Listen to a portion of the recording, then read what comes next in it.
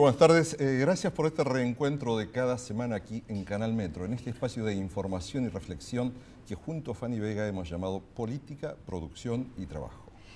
Y de información particularmente, esta vez, en esta oportunidad, en esta semana, les vamos a dar y mucha, porque realmente son muchos los temas que están preocupándonos y de los cuales nos vamos a ocupar aquí en Política, Producción y Trabajo. Hemos hablado en estos días, en las últimas semanas, hemos hablado de las tensiones que están viviendo nuestros hermanos palestinos, nuestros hermanos israelíes, porque en verdad somos hermanos. Somos seres humanos y no hay diferencias entre uno y otro. No debe haber diferencias entre uno y otro a la hora de considerarnos como parte de una misma humanidad.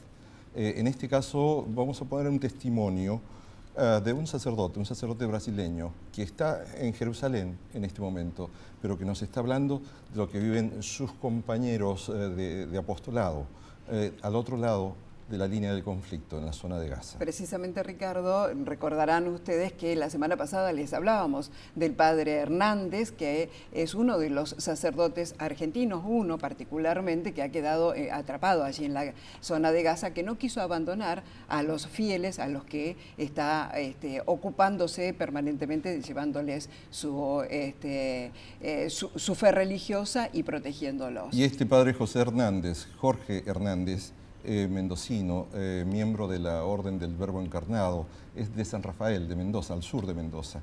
Él está allí, tiene solamente 2 horas por día, tiene electricidad. Usan la energía eléctrica solamente para cargar los teléfonos celulares para poder mantenerse comunicados con el mundo.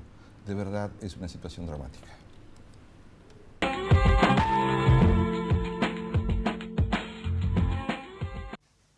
Muy buenos días, soy el padre Mario da Silva, superior de la comunidad religiosa del Instituto del Verbo Encarnado en la Franja de Gaza. He salido de la misión 2 semanas antes que empezara la guerra y por eso me encuentro ahora imposibilitado de volver a la Franja de Gaza porque todos los pasos para entrar en Gaza están cerrados en este momento. La situación allí es realmente terrible. Nuestra iglesia se encuentra en el confín de los 2 barrios de la ciudad de Gaza que han sido más atacados, que es el barrio de Shujaiya, el barrio de Zaytún. Las casas al lado, enfrente, y nuestros vecinos han sido, muchos de ellos, bombardeados. Mucha gente se encuentra sin casa. Ayer he tenido la posibilidad de visitar un hospital aquí en Jerusalén, donde se encuentran los niños que han sufrido heridas, o muchos que han sido mutilados, o muchos que han perdido a la familia en esta última guerra. Realmente una situación muy, muy triste, y que no vemos que tenga un final tan cercano. En la misión se encuentra ahora el padre Jorge solo con las hermanas de la Madre Teresa. Se están encargando del hogar de niños discapacitados que tenemos allí. Y el padre Jorge está cuidando de los refugiados que hemos aceptado en nuestras escuelas. Él está intentando proveer de lo necesario para estas personas, como comida, como agua o carpas para que puedan habitar. La situación, como dije antes, es muy difícil. Hace más o menos 4 o 5 días han bombardeado la central eléctrica, la gente no tiene luz, no tiene electricidad, empieza a escasear el agua y los alimentos y las cosas básicas para la sobrevivencia.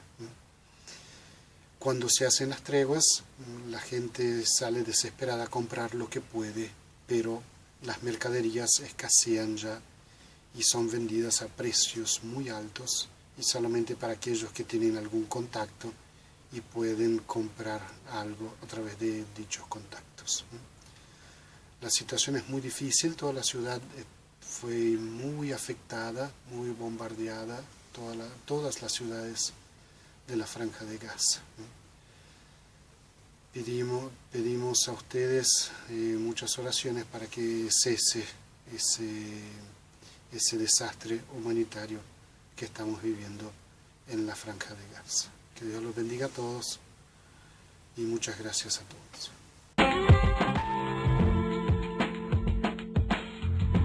El padre Mario da Silva, que nos hablaba desde la pantalla, es brasileño, habla muy bien castellano. Él en este momento está regresando desde Jerusalén hacia la zona palestina. Está aprovechando la tregua para volver a reencontrarse con su gente.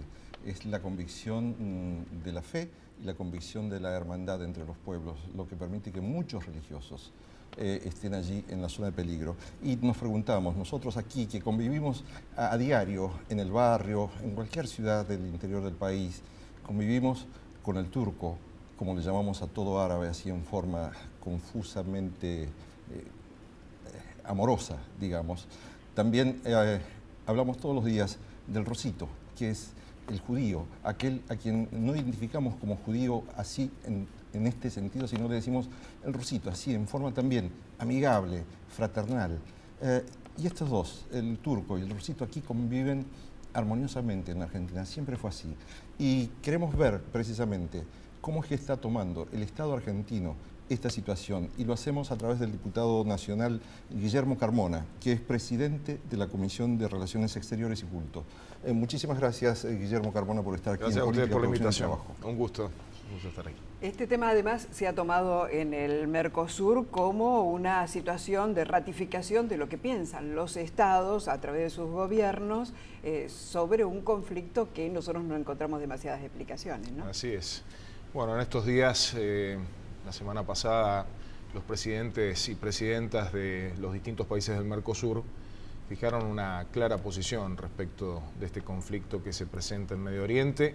Ha habido un claro rechazo al uso desproporcionado de la fuerza militar por parte del Estado de Israel, del gobierno israelí, y se ha señalado que se ha realizado, que se está realizando en clara violación de normativa internacional, con una situación que destaco la palabra desproporcionalidad, porque también los presidentes han condenado todo tipo de violencia en la Franja de Gaza y en Israel, lo que han marcado fundamentalmente que en este momento existe una desproporcionalidad en el uso de la fuerza, que además de desproporcional es indiscriminada. O sea, vemos cómo se atacan objetivos que claramente no son objetivos militares: escuelas, centros de evacuados, centros sanitarios. Realmente una situación que desde todo punto de vista resulta repudiable. Y el objetivo, hay que destacarlo,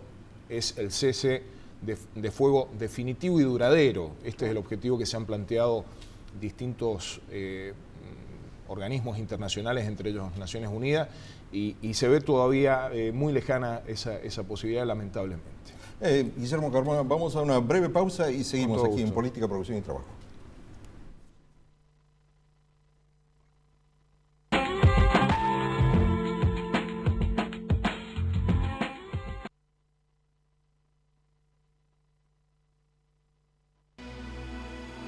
Entidad binacional Yacyretá, generando futuro. ¿Sabías que la legislatura fue declarada Monumento Histórico Nacional por el Decreto Presidencial 1495 del año 2011? Legislatura de la Ciudad Autónoma de Buenos Aires. Monumento Histórico Nacional. Tu voz en la ciudad. Servicios Regionales del Sur, Sociedad Anónima. Trabajamos integrando comunidad y empresas.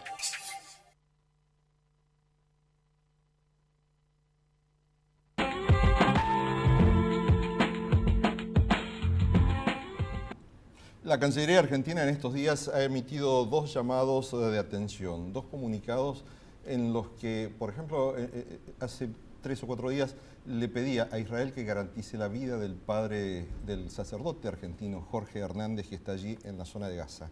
Pero también emitió otro comunicado repudiando, de algún modo, el ataque sobre una escuela de las Naciones Unidas, donde había 3.000 refugiados. Guillermo Carmona, el Estado argentino, mejor dicho, el Congreso argentino, ¿se está preocupando también por esta situación en Medio Oriente que nos involucra como seres humanos?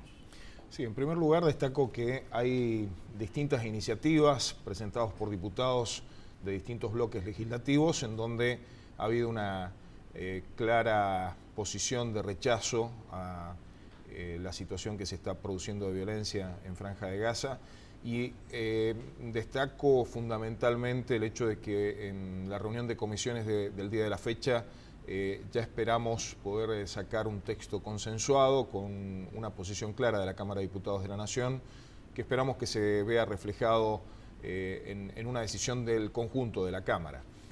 Por otro lado, quiero destacar que hay un activo protagonismo de los grupos parlamentarios de amistad. Nosotros tenemos grupo parlamentario de amistad con Palestina y con Israel, y en ese marco del funcionamiento de los grupos de amistad lo que se intenta es aportar posiciones en favor de la paz. Lo podemos hacer quizás humildemente desde el Congreso Nacional, pero queremos que se sienta la voz en favor de este objetivo. Y destaco una iniciativa que surge de la sociedad civil también. Aquí en la Argentina hay una iniciativa que se denomina Consenso Argentino por la Paz entre Palestina e Israel. Es una iniciativa que llevan adelante integrantes de la comunidad árabe y de la comunidad judía en conjunto, y que de algún modo rescatan esta experiencia de convivencia que tenemos en la Argentina entre ambas comunidades. Un poco usted hacía referencia recién, Ricardo, a esta situación de cotidianeidad con la que nos manejamos con representantes o integrantes de ambas comunidades, ¿no? Entonces, un poco mostrar un modelo de convivencia que creemos que es factible que se adopte, así como en Argentina, en cualquier lugar del mundo y también en el Medio Oriente. Claro, porque no olvidemos que el conflicto de Medio Oriente no debe ser indiferente para nosotros, porque los argentinos hemos sido víctimas de 2 atentados, como argentinos. Hemos sido víctimas de dos atentados en el país. Además, en un momento en el que Argentina tiene un especial protagonismo internacional. Argentina ha venido integrando el Consejo de Seguridad como miembro no permanente. Argentina tiene un alto protagonismo en los temas regionales y es una voz que se ha alzado también en todos estos tipos de conflictos, siempre trabajando por la paz. Pero debemos ser cuidadosos también de no realimentar ningún sentimiento antisemita, porque también sería un retroceso en la evolución de la humanidad. Por supuesto, en ese marco nosotros apuntamos fundamentalmente a todas las iniciativas que tienen que ver con el diálogo, con el respeto de los pueblos. Argentina tiene una posición clara: 2 pueblos, 2 estados. La Argentina es uno de los países que ha reconocido al Estado palestino y solicita el reconocimiento internacional de esta situación. Y por otro lado tenemos una histórica relación con el Estado de Israel. Argentina uno de los primeros países del mundo que reconoció al Estado de Israel, así que en ese marco siempre iniciativas que apunten, las que lleva Argentina adelante, iniciativas que apuntan a generar la resolución pacífica, dialogada de los conflictos en el marco del derecho internacional. Aprovechamos su presencia como presidente de la Comisión de Relaciones Exteriores y Culto, hablando de este marco internacional y protagonismo de la Argentina. ¿Cuál es el significado que está teniendo ahora el debate que está traduciendo la Argentina para clarificar lo que hay detrás de los fondos buitres en la demanda que le están haciendo los fondos especulativos a la Argentina? Bueno, a partir de una situación lamentable en la que seguramente ni nuestro gobierno ni nuestro pueblo quisiéramos estar, que es esta arremetida de estos fondos especulativos, la Argentina se ha transformado en un referente en esta temática, un referente internacional. Primero fue Argentina referente en materia de reestructuración de deuda. Hay que decir claramente, la Argentina realizó una reestructuración de su deuda exitosa que permitió prácticamente sacar de la agenda la cuestión de la deuda a partir de una clarísima reducción del monto de la deuda y un acuerdo de cumplimiento de la deuda en plazos y en condiciones que la Argentina podía cumplir. Y Argentina ha cumplido y sigue cumpliendo con sus compromisos internacionales en base a esta reestructuración. Ahora aparece esta situación que busca desacomodar a la Argentina, que es esta pretensión exorbitante, ilegal, injusta de los fondos buitres, lamentablemente avalada por la justicia de los Estados Unidos de una manera increíble. Argentina viene no solamente resistiendo este embate, planteando que va a cumplir con sus obligaciones, pero siempre ajustándonos a condiciones de legalidad en el marco de lo que ha definido el Congreso, que define cada año el Congreso, que es pagar la deuda a los acreedores que han entrado en la reestructuración, sino que además se ha transformado en un país promotor de nuevas reglas internacionales en relación con el funcionamiento de estos fondos especulativos. Y creo que va a tener un papel muy importante en nuestro país a futuro en la generación de conferencias, acuerdos, convenios, tratados. ¿Y la oposición acompaña esta movida que está haciendo la Argentina? Yo califico la posición de los partidos opositores como mayoritariamente madura y positiva. Creo que ha habido una actitud de acompañamiento de la posición argentina en términos generales, y si bien han habido matices que son entendibles además, creo que ha habido la actitud de priorizar los intereses nacionales, y eso creo que es muy positivo. Guillermo Carmona, su origen político es Mendoza, una tierra que compartimos. Así es, orgullosamente mendocino. ¿Y qué es lo que tiene para aportar Mendoza? Mendoza también es un ejemplo de convivencia de los pueblos, de la diversidad de los pueblos. Sí, Mendoza es una provincia que se ha hecho desde la adversidad, es una provincia que tiene connotaciones de zona árida, con serias dificultades, sobre todo por la escasez del agua, y sin embargo hemos logrado en nuestra historia sobreponernos a esa adversidad y definir un esquema económico, político, social tendiente al progreso, y creo que ese es un aporte importante que se hace en la construcción de esta Argentina que estamos tratando de reposicionar, sobre todo puertas adentro, pero también internacionalmente. Y Mendoza, yo quiero destacar en el momento actual, Mendoza es el paso obligado, el paso natural, no solamente entre el Atlántico y el Pacífico, como bien se señala, sino también Mendoza es el lugar por donde van a pasar los BRICS, para dar un ejemplo, ¿no?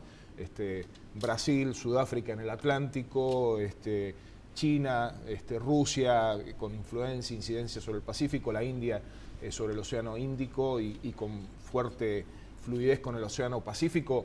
Bueno, el paso obligado entre esas dos realidades bioceánicas es Mendoza, y así lo concebimos. Y el nexo sería el ferrocarril trasandino. Sin lugar a dudas, es el proyecto al que apuntamos.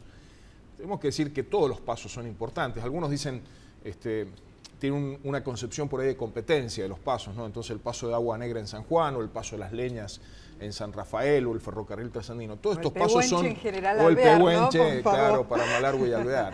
Y para hacerlo más divertido, en Mendoza, políticamente, ¿cómo estamos? ¿Cómo está el kirchnerismo en la provincia de Mendoza? ¿Cómo están las perspectivas electorales de la provincia? Estamos en un proceso de renovada consolidación. El Frente para la Victoria viene siendo gobierno en la provincia desde el año 2007, fue gobernador primero Celso Jaque, ahora Francisco Pérez, y apuntamos a profundizar el proceso de cambio que han iniciado nuestros gobiernos. Para eso el Frente para la Victoria está movilizado, yo diría en un contexto también de renovación dirigencial muy importante, que creo que va a garantizar a partir del año 2015, 4 años más de gobierno en la provincia. Y personalmente, en el caso de Carmona, ¿qué sería? ¿Seguir renovando su banca de diputado o aspirar a algo más, otro cargo ejecutivo, por ejemplo?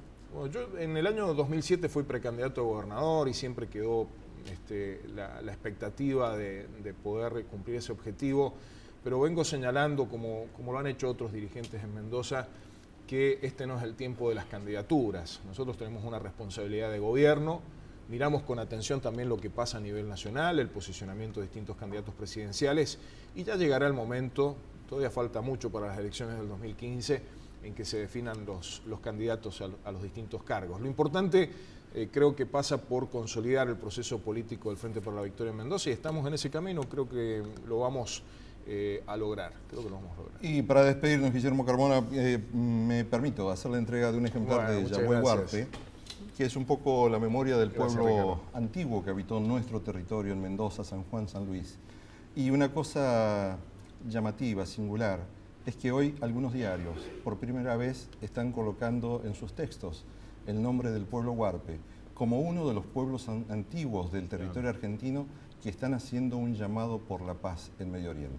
Bueno, yo le agradezco mucho. Quiero aprovechar para contarles que estamos impulsando una iniciativa en el marco de la multiculturalidad de generar un mayor conocimiento en la sociedad mendocina acerca de la tradición del pueblo huarpe y la recuperación de su lengua también. Una de las cuestiones que están pendientes de su lengua, su música. Que sobre eso estuve hablando hace 2 semanas con Rigoberta Menchú, Premio Nobel de la Paz, claro, dirigente guatemalteca de origen indigenista, y creo que también ella está interesada en apoyar esa iniciativa. Nuestras raíces aborígenes tienen que ser recuperadas fuertemente y bueno, creo que en eso en Mendoza se está haciendo un interesante trabajo que a futuro se van a ver los frutos, sobre todo en esto de la integración cultural, ¿no? Incorporar nuestras tradiciones originarias como propias, ¿no? Muchísimas gracias, Guillermo a ustedes, Carmona. ha sido Con un usted gusto. nos reencontramos luego de una breve pausa para seguir hablando de política, producción y trabajo.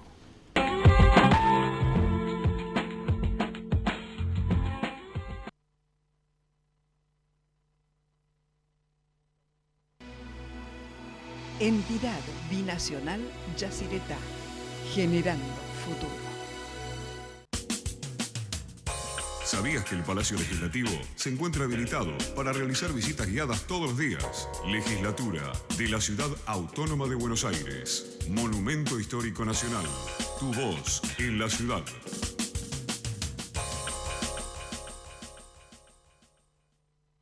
Servicios Regionales del Sur, Sociedad Anónima. Trabajamos integrando comunidad y empresas.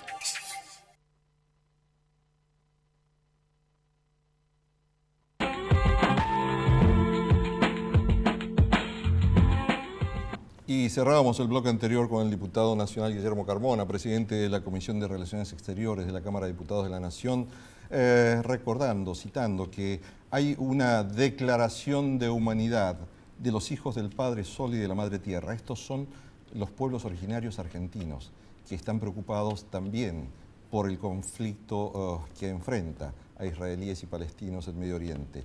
Y para seguir con este tema que es profundamente humano, porque es un drama de toda la humanidad, tenemos ahora a un especialista en temas de Medio Oriente. Ali Mustafa, gracias por estar en Política, Producción y Trabajo. Gracias a ustedes por invitarme.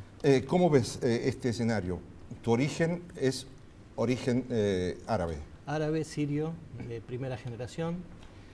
Yo creo que hay que analizar este momento no como algo abstracto ni como algo espontáneo, sino que viene de un proceso que lleva ya casi 100 años.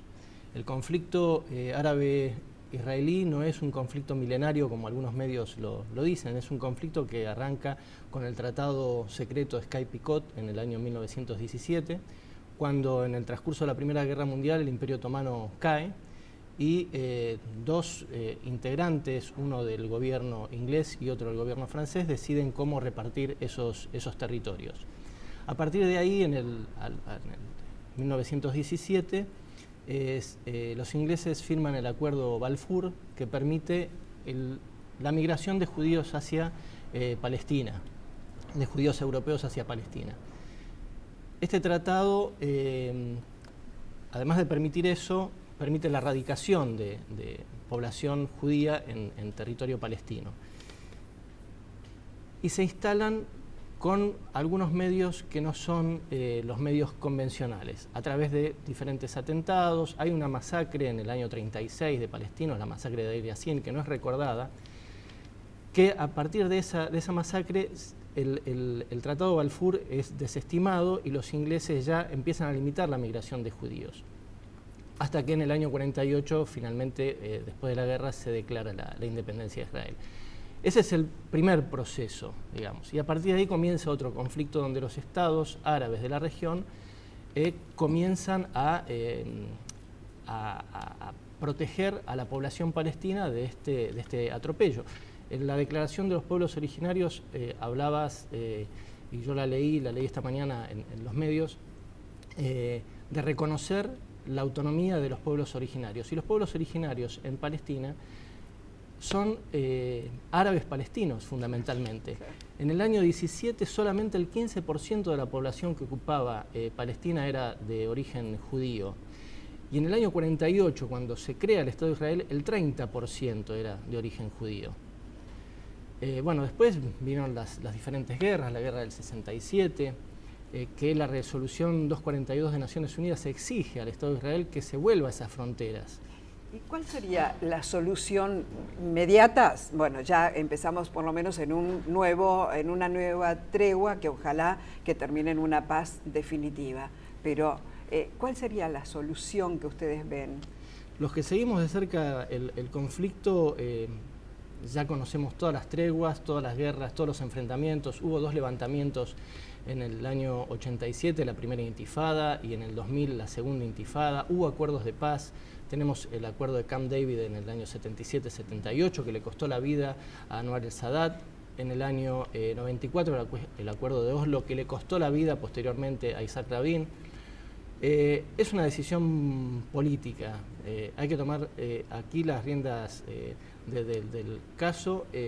Estados Unidos tiene un rol protagónico. No es casual que a un mes de que el Papa Francisco haya convocado a un diálogo interreligioso en el Vaticano, en los jardines del Vaticano, a un mes de eso comience semejante masacre, ¿no? Que hoy lleva ya 1.850 muertos por el lado palestino, fundamentalmente población civil, no objetivos militares, contra 67 soldados israelíes muertos. O sea, hablar de una guerra en estos términos me parece que es ofensivo para la humanidad, ¿no? En 1997 tuve el privilegio de entrevistar una mañana, a las 9 de la mañana, a Shimon Peres en Tel Aviv.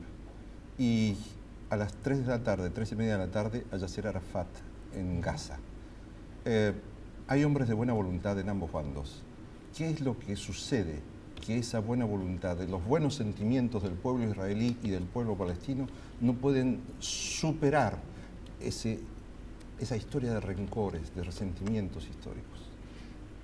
Como te decía antes, no son resentimientos históricos, son resentimientos que llevan desde la creación del Estado de Israel hasta parte 60 años. Hay experiencias comunes, como en el andaluz, en España, donde hubo una convivencia entre cristianos, musulmanes y judíos. Esa experiencia se repite acá en Argentina, donde por ejemplo, para terminar, un dato, en el año 36, fines de la década del 30, hubo una inundación importante en Damasco, y las comunidades árabes y judías de Argentina se unieron para donar y ayudar a la región. Una muestra de las tantas. Una muestra de la convivencia que es posible, porque la paz es posible, más allá de la violencia que tenemos hoy. Y con usted le agradecemos este tiempo que nos ha dedicado para reflexionar sobre la condición de la humanidad, lo mejor de la humanidad, el deseo de paz, la esperanza de ser hermanos entre hermanos.